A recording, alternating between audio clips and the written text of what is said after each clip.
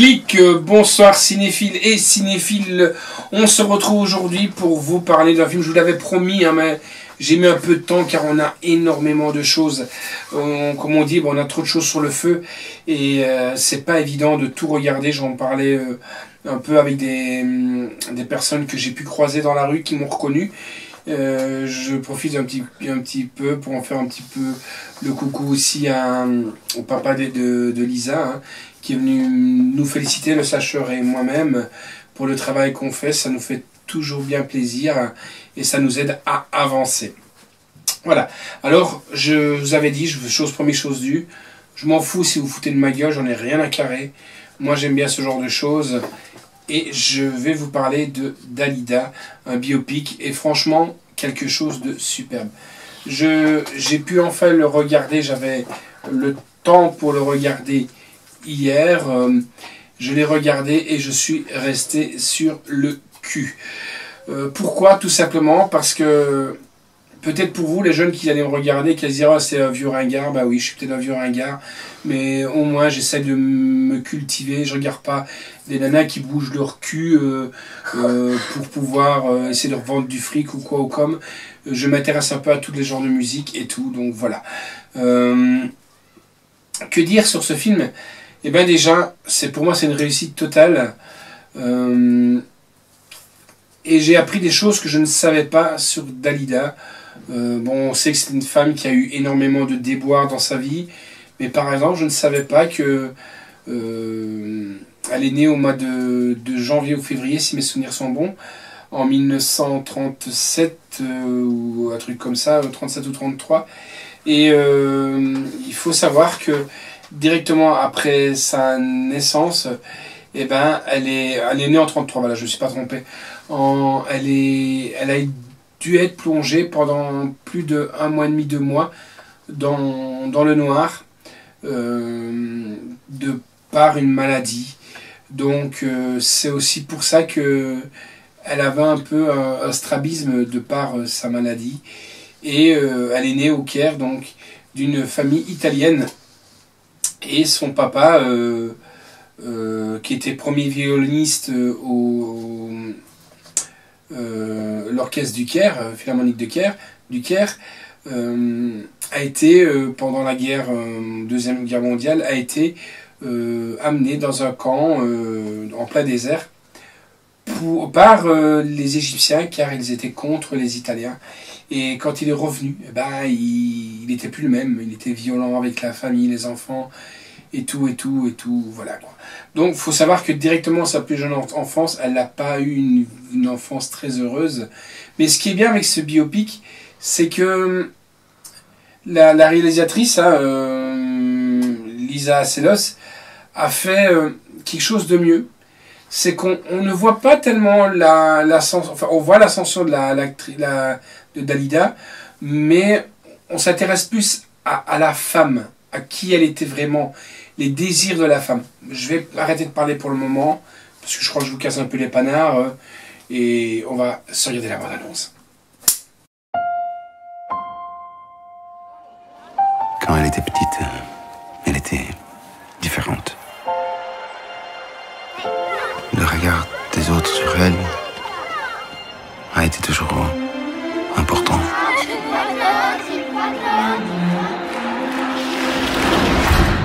Dalida n'est pas n'importe quelle femme. Mademoiselle Dalida! Monsieur Barclay va vous recevoir. Nous souhaitons vous proposer un contrat. J'ai eu qu'une obsession, c'est qu'elle devienne la meilleure. Cette chanson d'autrefois, je la chante pour toi. Magnifique. Bésame. Tu peux descendre aussi vite que t'es monté. Ce que j'ai fait, je peux le défaire. C'est pas toi qui m'as faite, c'est les publics. Je n'ai plus envie de vivre ma vie. J'ai 34 ans. Ma vie cesse quand Pas d'amour, pas d'espoir, pas d'enfant. je n'ai plus de vie et mène. Vous donnez de l'espoir à des milliers de gens. Se transforme en quai de Et dame. moi qui m'en donne. Tu t'en vas, je suis malade. Complètement malade. Tu m'as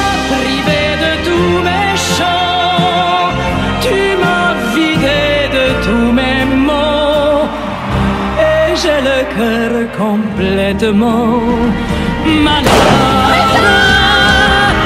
cerné de barricades. T'entends, je suis malade.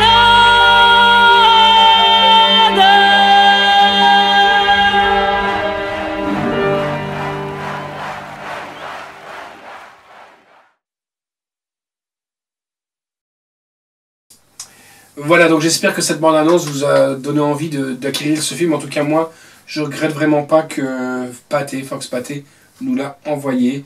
Je l'attendais avec impatience superbe film.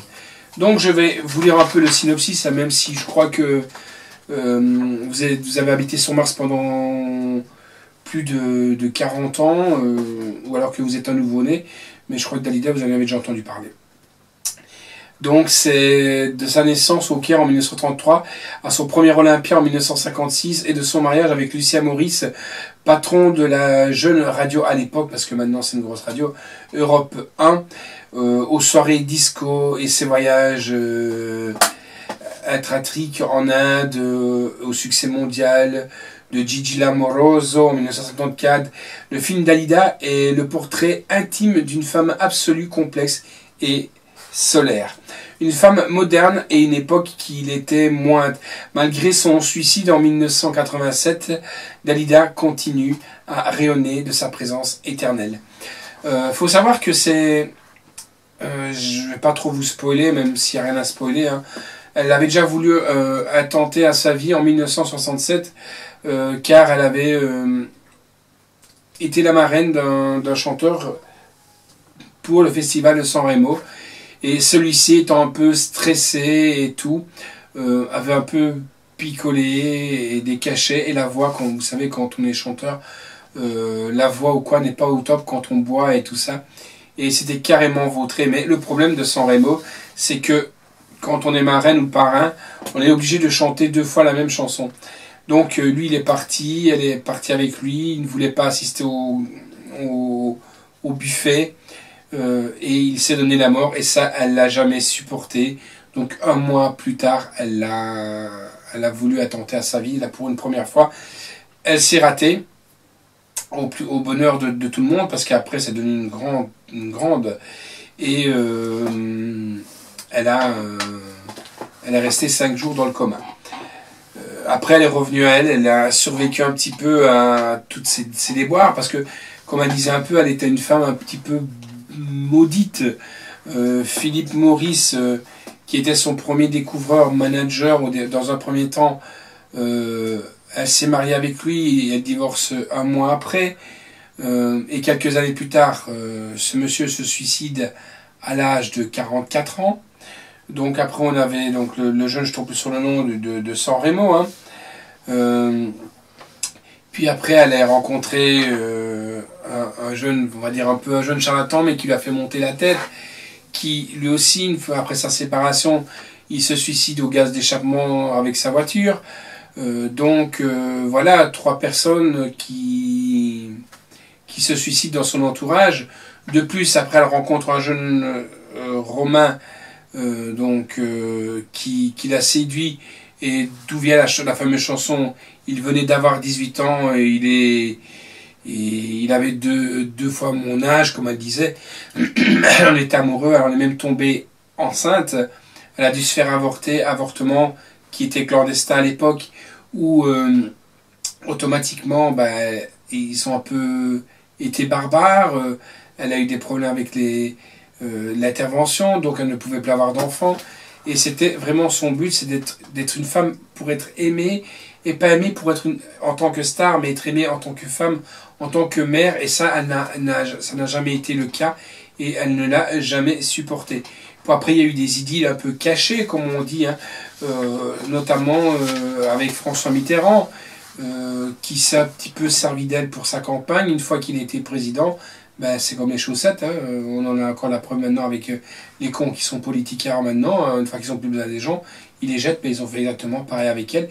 Et tout ça, elle avait très très très dur.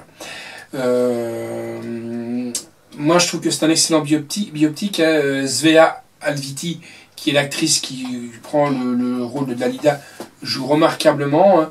Et pour moi, c'est une grande actrice qui est née là.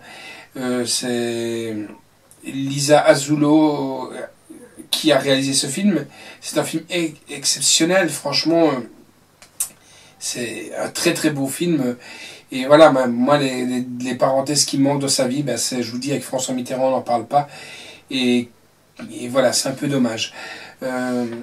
Aussi, on voit vraiment bien jusqu'à la fin de ses jours. Ce qu'elle a fait, c'est qu'à un moment donné, elle va, on la voit partir donner à manger à son chien. Donc, si vous voulez, elle a soi-disant rencontré un nouveau camarade, nouveau copain, qui s'appelle Michel. Mais en réalité, c'est pas Michel. On a pris un surnom dans le film. Et elle dit qu'il doit aller voir un théâtre ensemble. Donc elle dit à son frère qu'elle venait de manger avec lui au restaurant italien juste un peu plus au-dessus de chez elle. Elle lui dit non, ça va bien, je vais bien, on va aller voir une pièce de théâtre. Elle renvoie sa maîtresse de chambre en disant bah, c'est bien, tu peux rentrer, moi je sors avec Michel. Surtout ne me réveillez pas demain, on sera ensemble. Elle arrive vraiment à jouer le jeu. Elle arrive à se débarrasser de tout son entourage comme elle avait fait 20 ans plus tôt, à sa première tentative de suicide. Elle nourrit son petit Carlin. Elle ferme la porte de la cuisine. Elle se prend un verre de whisky. Elle monte. Elle prend ses barbituriques, suivi d'un verre de whisky. Elle écrit un mot et se couche avec ses cheveux en couronne. Et une chose qu'elle ne faisait jamais depuis son opération, enfin, depuis son intervention avec les yeux quand elle était petite, elle avait toujours besoin de lumière pour s'endormir. Là, chose qu'elle n'a jamais fait de sa vie, c'est la dernière fois et la première fois qu'elle le faisait, elle était à la lumière et elle ne se réveillera jamais. Voilà, c'est un très très bon biopic, moi je vous le conseille honnêtement. Alors, la note que j'ai donnée, c'est un 9 sur 10. Je vous dis, moi je donne pas des 10, malheureusement, j'aurais pu.